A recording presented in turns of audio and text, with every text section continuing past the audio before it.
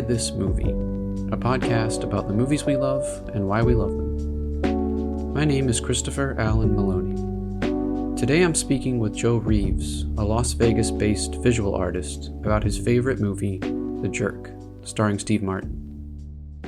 Would you welcome, please, Steve Martin. Well, thank you very much. Got a lot of people here. How many people are here tonight? Just out of curiosity, raise them up.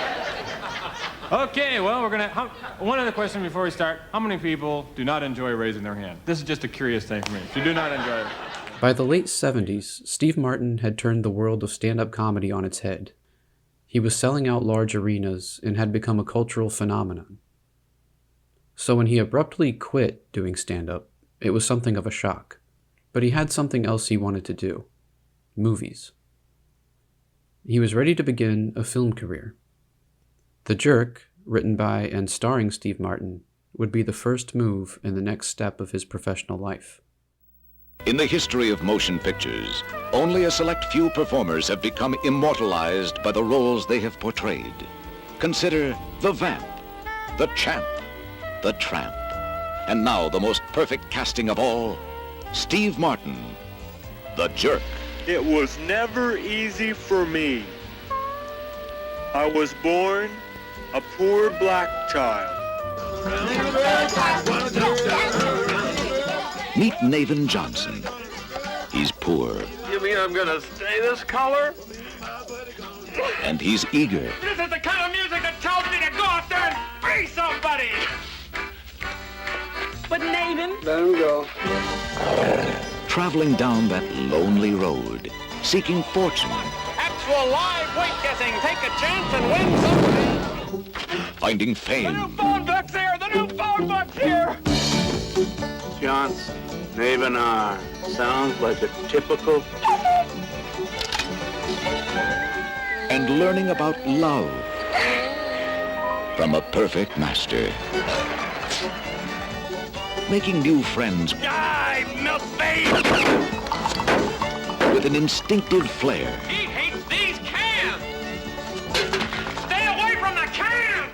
Steve Martin plays an affable moron who is surprised to learn that the household of black sharecroppers who have raised him are not his biological family.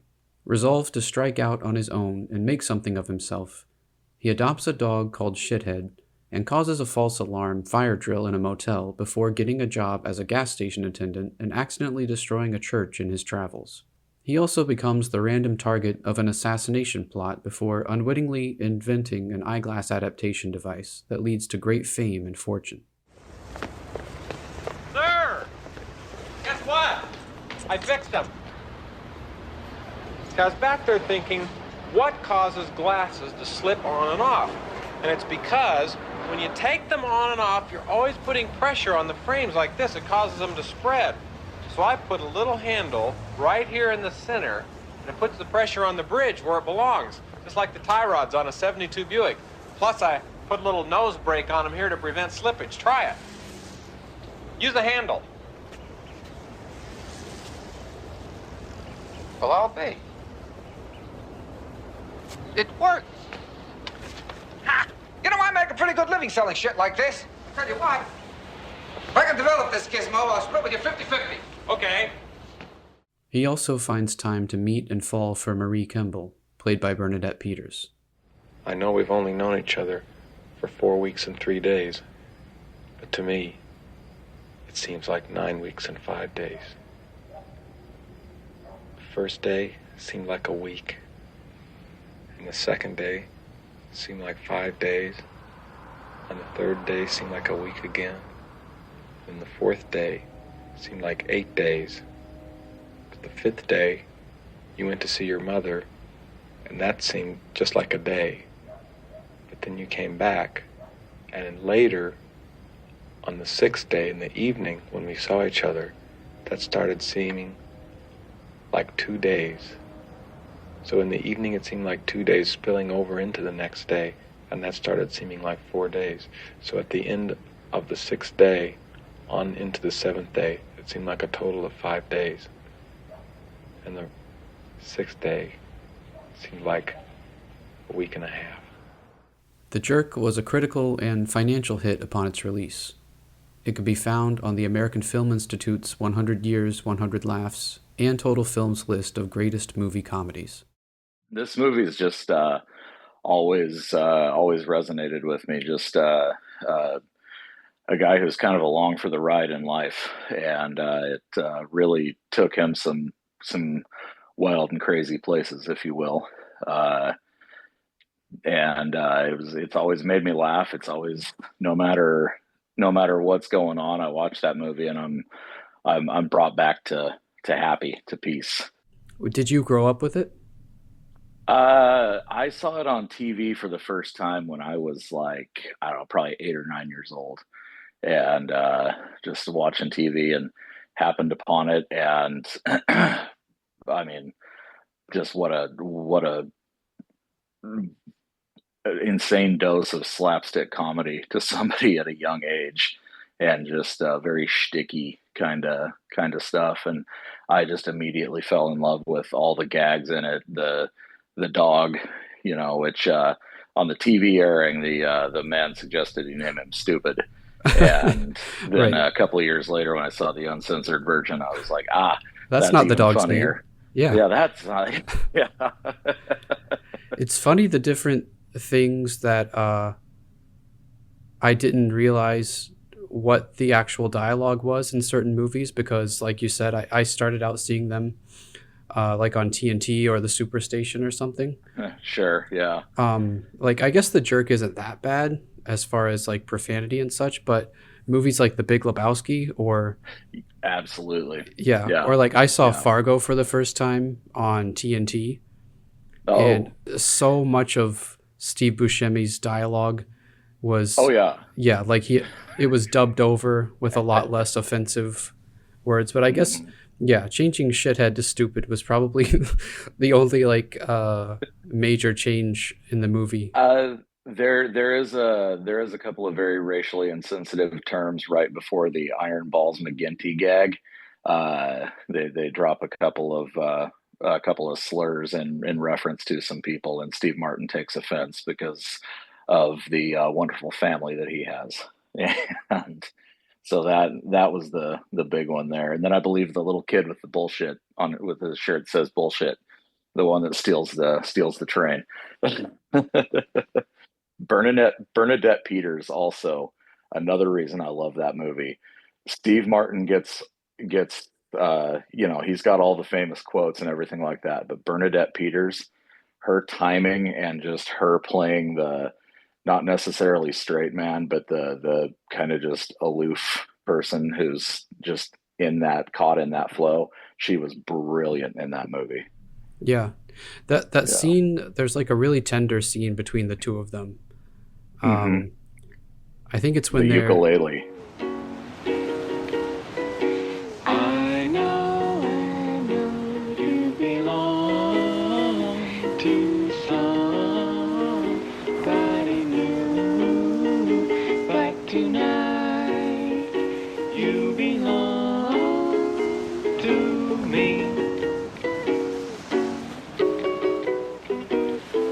Although we're apart, you're part of my heart, and tonight you belong to me. Steve Martin was like proudest of that moment in the movie. But then when he saw it with an audience for the first time, that was the part when everyone got up to use the bathroom or get popcorn. Like Yeah. they weren't interested in like the slower, more tender moments. Yeah, they kind of saw that as like a time to take a break. But I agree with you. That is one of my favorite moments in that whole movie, and just because it like to your point, it's just tender. It's beautiful. It's a very uh, human moment between the two people in the middle of just a bunch of chaos and nonsense, really. So when you saw it when you were a kid, and you were probably, I mean, you thought it was funny because of how like Sure. slapsticky it is and how kind of broad it is. Yet it's like it's a movie that's been critically kind of embraced, and Steve Martin's performance specifically has been cited as one of the best comedic performances of all time. What do you think it is about something that's so silly and relies on like physical humor? How does it go from that into being like something that's respected and revered? I would say because there's more than just the physical comedy aspect of it going on. There's a lot of very subtle humor in there too. One of my favorite gags in the whole movie is when Steve Martin is trying to hitchhike away from home, and that driver pulls up to him and says, "St. Louis," and he says, "No, Maven R. Johnson." Uh, just those kind of things that you don't even notice until the third or fourth time maybe you've watched a movie, where it's so subtle. So there's a lot of brilliant physical comedy that goes on in that, a lot of absurd comedy too, but then a lot of very very snarky kind of just hidden in the mix jokes, and I think it's enough to appeal to a broad array of people that might find one thing funnier than the other. They've still got something in that movie. So like you can watch it as a kid and like it for one reason, but then watch it Mhm. as an adult and like it for a different reason. Absolutely. Yeah. Yeah, I think as an adult, for me, watching it versus as a kid is the warmth that he has in his family, and the love that his parents have for him, and the pride in them as well. And he every time that they get a letter from home, they all crowd around. And I think next week I'll be able to send more money, as I may have extra work. My friend Patty promised me a blowjob. Your loving son, Nathan. And he's got the kisses here. That Patty must be a sweet girl. God bless her. They made him his special lunch or dinner on his birthday. Turkey on white with a Twinkie and a Tab Cola, and very supportive and very kind and very caring family. And part of me as an adult is looking at that and just being like, man, why would you leave that behind? Like, I get going and traveling and doing your future, and in the end, everything ended up working out great for everyone. But I was just like, man, like some days I would kill for that. And it just, I don't know, man, it's just a beautiful thing. Yeah. There are jokes that kind of rely on stereotypes to a certain extent. I mean, For like sure. he has been raised by this family of black sharecroppers, and he is Mhm. obviously a very white man. Mhm. How do you think it manages to play into stereotypes without uh, like denigrating anybody? I don't feel as though there's a lot of I don't feel like there's any malice behind any of it. It's not coming from a place of hate. And each side, everybody that's noted in that movie ends up taking the piss. But you know, um, it kind of shows the stereotypes, but the beauty of it too, where Steve Martin's character, he can't get the rhythm of the music, and he doesn't understand the lifestyle, and according to what they say, he doesn't care for the food. But then he's at night, he starts hearing the like Lawrence Welk style music or whatever. I can't remember what song it is exactly that's playing, but it's very uh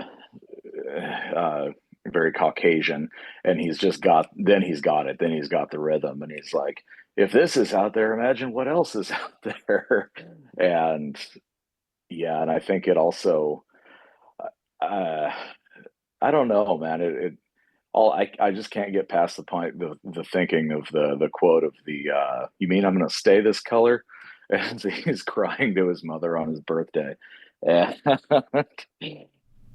So Steve Martin is famously a very intelligent man. Yes.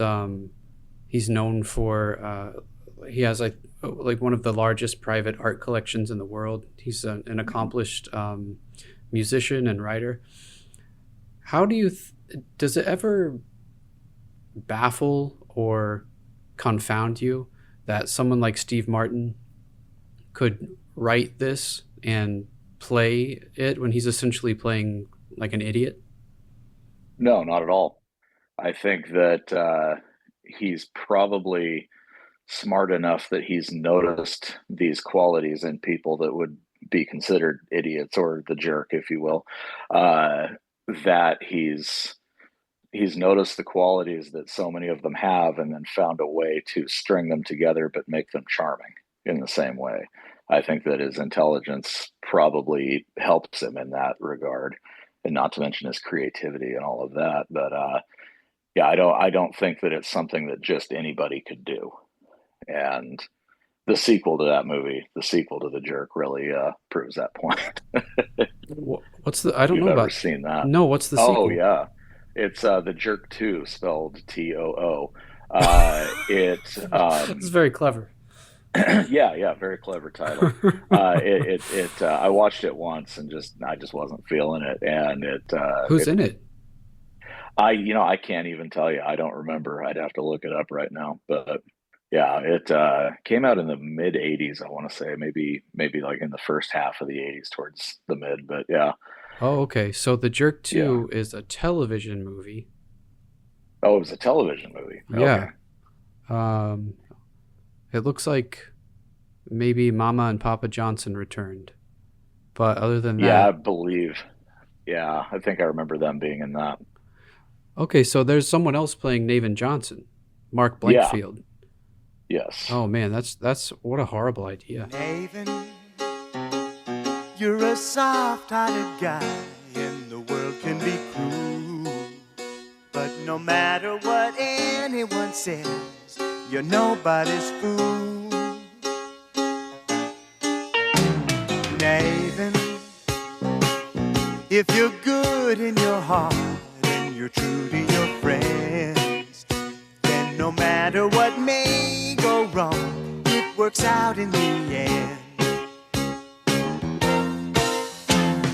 Maybe you'll make $1 million, and maybe you'll find your true love.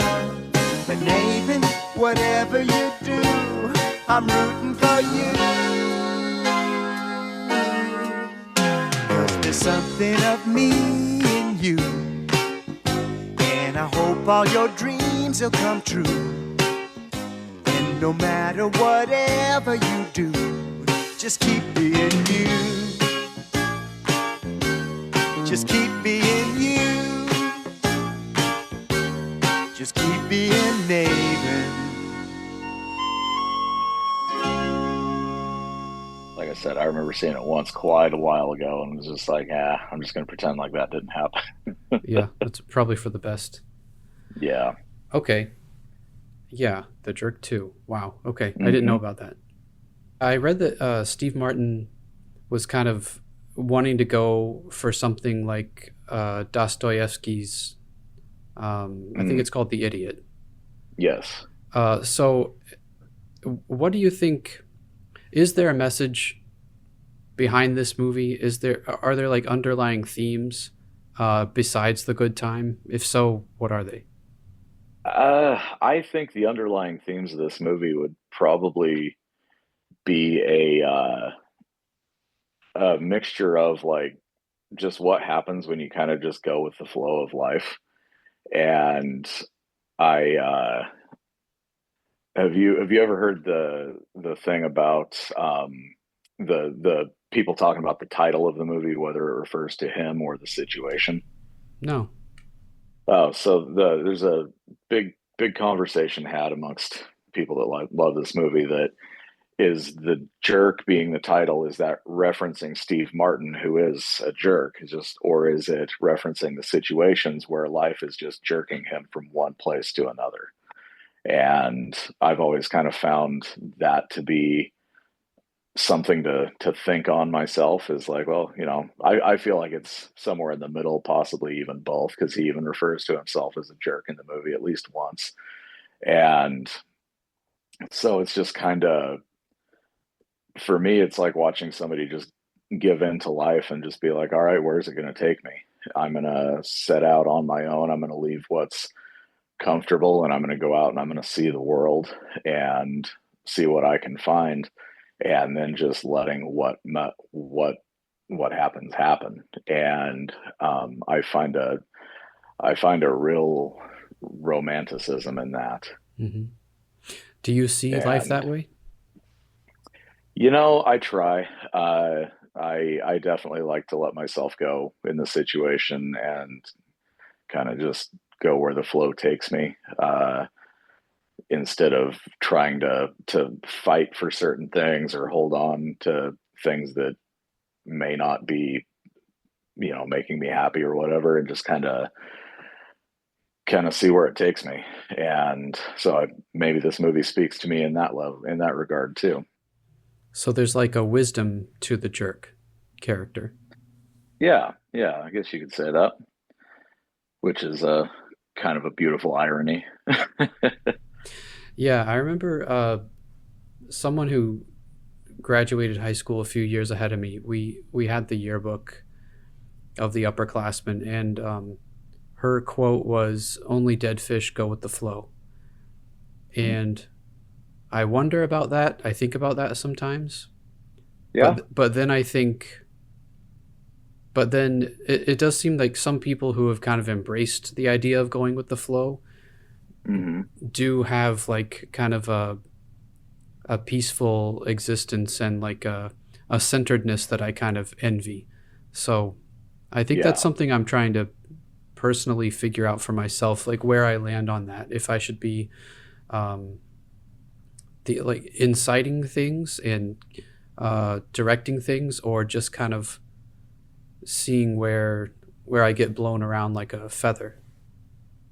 Sure, I get that. I mean, we're all different. We're all wired different. And I mean, I hear a term like only dead fish go with the flow, and I kind of, I don't know, I see that as like somebody who really wants to try to control things, which I don't think is necessarily a bad thing. I think that a healthy dose of going with the flow and a healthy dose of controlling things is good, but you just have to keep in mind that there are things you can control and things you can't control.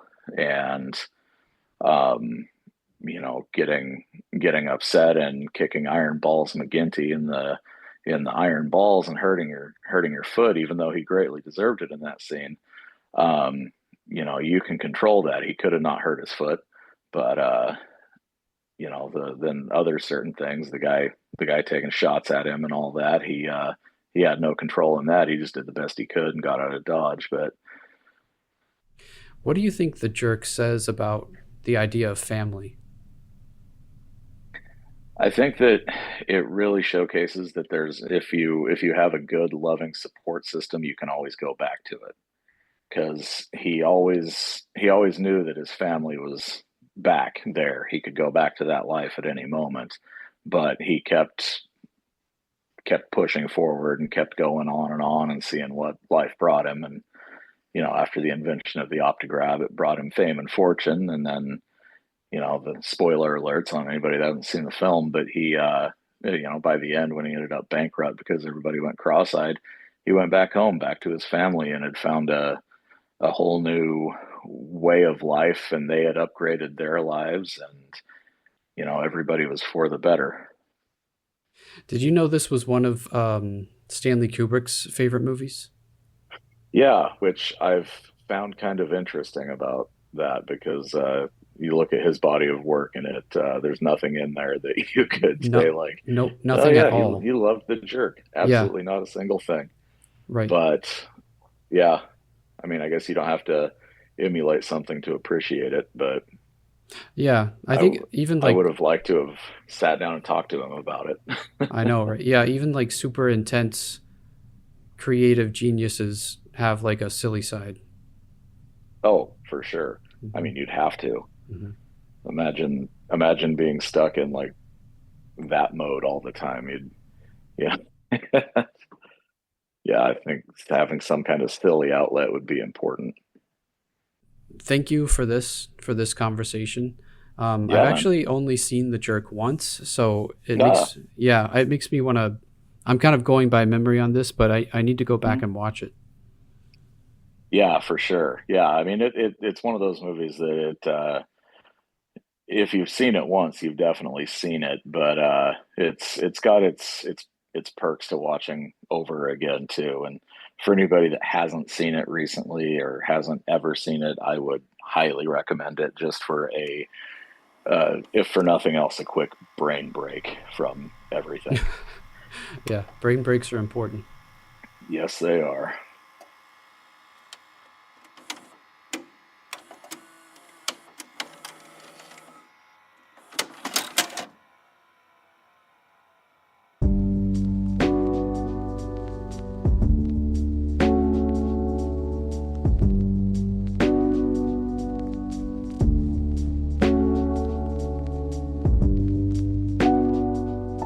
Thank you for listening to Why This Movie. If you have a movie that you love that you'd like to talk about, email me at christopherallenmaloney@gmail.com, and you may be featured on an upcoming show.